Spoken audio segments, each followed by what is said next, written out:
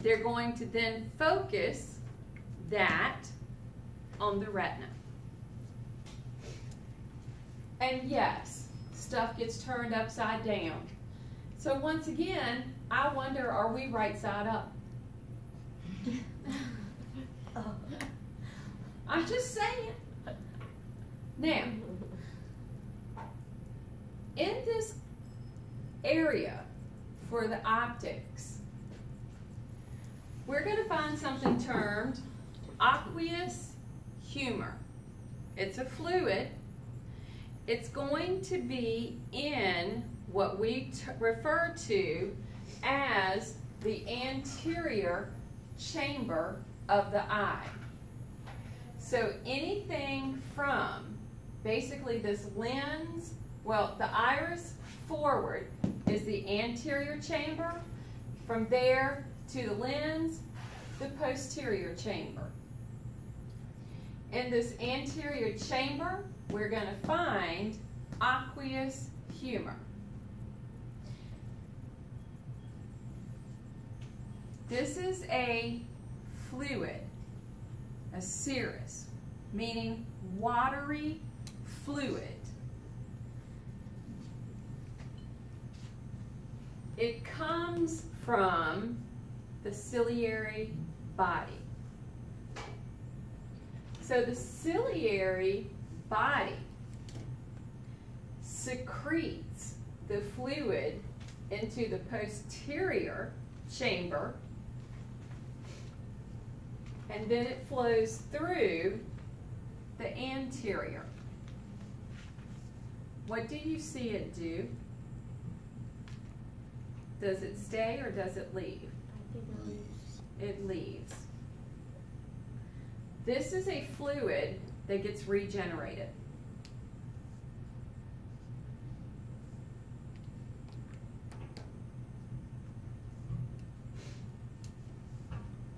So, anterior, posterior, the fluid that's present comes from the ciliary body.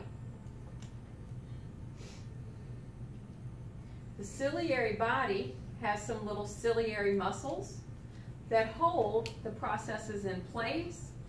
Fluid gets produced into the posterior, goes and into the anterior chamber, and leaves. What's a sinus? Cavity. A hole, okay? Cavity, a depression, okay? And it leaves. In this case, it's termed the scleral venous sinus because this outer portion contains the sclera. That's where the hole is. Does that make sense? Mm-hmm. Now the other transparent part, the lens.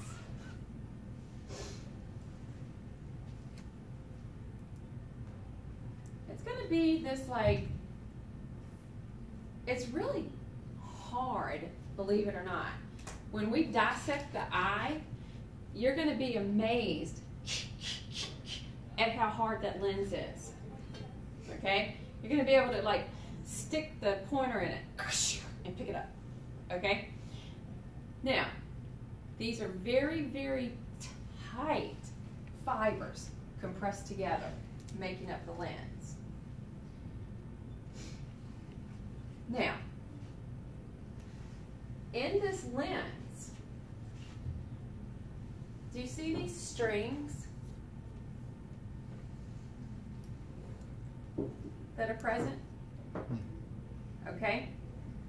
Those are going to be suspensory ligaments. They're actually a ligament.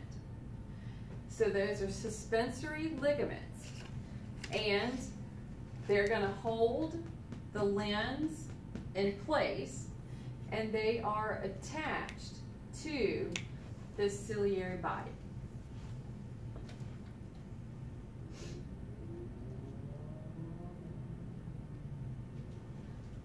Now, if these are the optical components. And we've got our anterior, posterior chamber. Got the lens right here.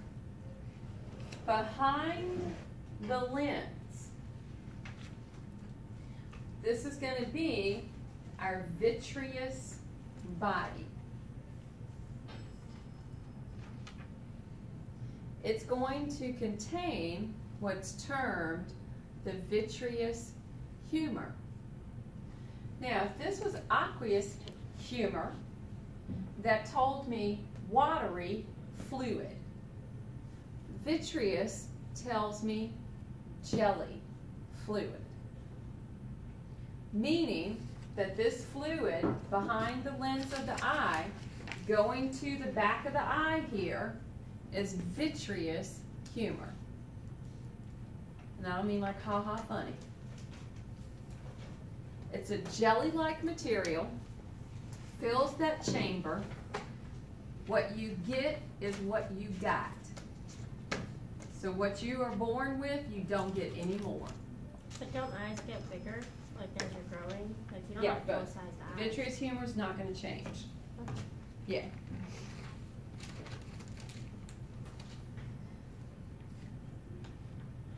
Now, the nervous part, the neural components, the retina.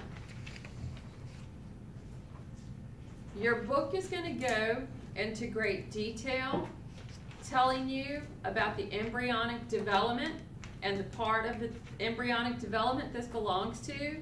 Just understand the retina is a part of the brain.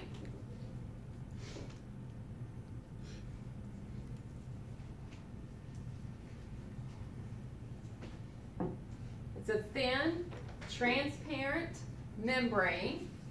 So if we come over here, they're trying to point out the retina to me. Right over here. And when I say thin, I mean thin. You would think that for what the retina is going to do, that it would be this thick right here. It's not. I wouldn't even know if it's as thick as a piece of paper, to tell you the truth. That thick. Okay? I think someone's calling you, but it's from Kansas, I think. Coffeeville. I get it. Coffeeville? What if they have a cell phone? Oh well. What if the doctor Yeah, came because from? they'll pop up VRCC. That's okay. Just let it go. Now, Sorry. Coffeeville. I get it. I'm thinking Margaritaville, give me a salt picture. Now, I take that phone call. Now, the retina, a part of the brain. Thin, transparent membrane. It's going to get attached at the optic disc. So if we come over here, they're trying to show me the area for the optic disc. So this is my area of the optic disc. And then here, they're trying to show me the thin membrane of the retina. Watch what happens. Comes around, comes around, comes around, comes around. Ka-ching. Curves. Turns. Does everybody follow me? Retina, retina, retina, retina, retina. Boop. Ka-ching. Turn. You need to make a left turn here. Now, the ora serrata, I don't even know why I put it in there, okay? Don't really care about it. But that's just the little anterior, the scalloped anterior margin. The optic disc, this area right here, where, ta-da, the optic nerve leaves the eye. The thing to note for this area of the eye, right here at the optic disc, no receptor cells. this is your area for what's termed the blind spot of the eye.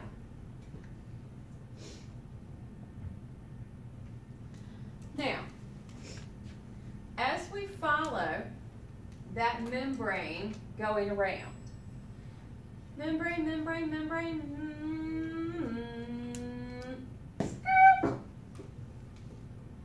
I have my macula lutea. This is an area for a patch of cells. And then if I go a little bit further down, just below it, is my fovea centralis. And in this region, right here, where I'm going to have this patch of cells, this is going to be an area that gives me fine, detailed images. Is it the fovea centralis or both together? The macula is the patch of cells, and in that patch of cells, we're going to have that fovea centralis. And the fovea centralis is going to give us those very fine, detailed images. So is that the first part of our vision to go as we get older as well? We have to wear Now, reading glasses? No, that's going to No. actually be the lens. Oh, that's the lens. Now, have you ever heard of macular degeneration? Which is what my mom has, which is why she's going blind. Okay? This is the area that's attacked in the eye, this macula. Because in the ear, did we not have macula also? But it was the utricle and the saculae. Macula tells me a patch of cells. All right? And for the eye, the fovea centralis is a pit, a simple pit that exists.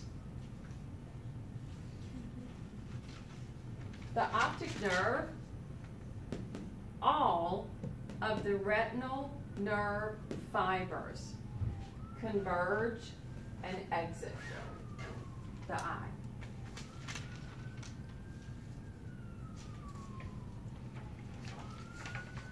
So when we begin to look at something, well, light gets to enter the eye because all of these components right here are transparent.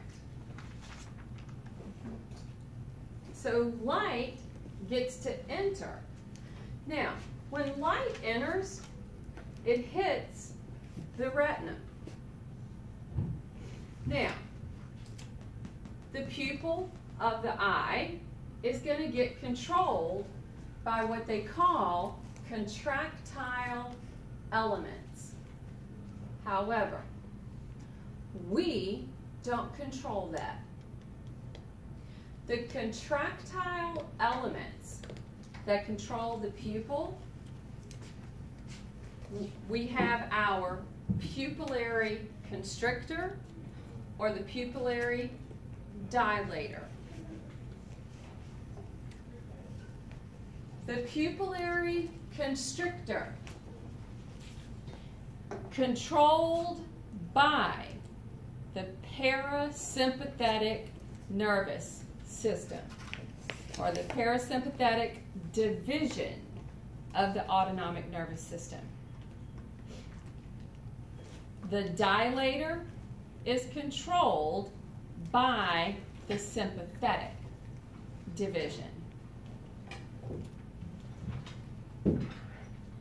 Now, sympathetic does what? Fight or flight. Parasympathetic does what? Reverse and digest.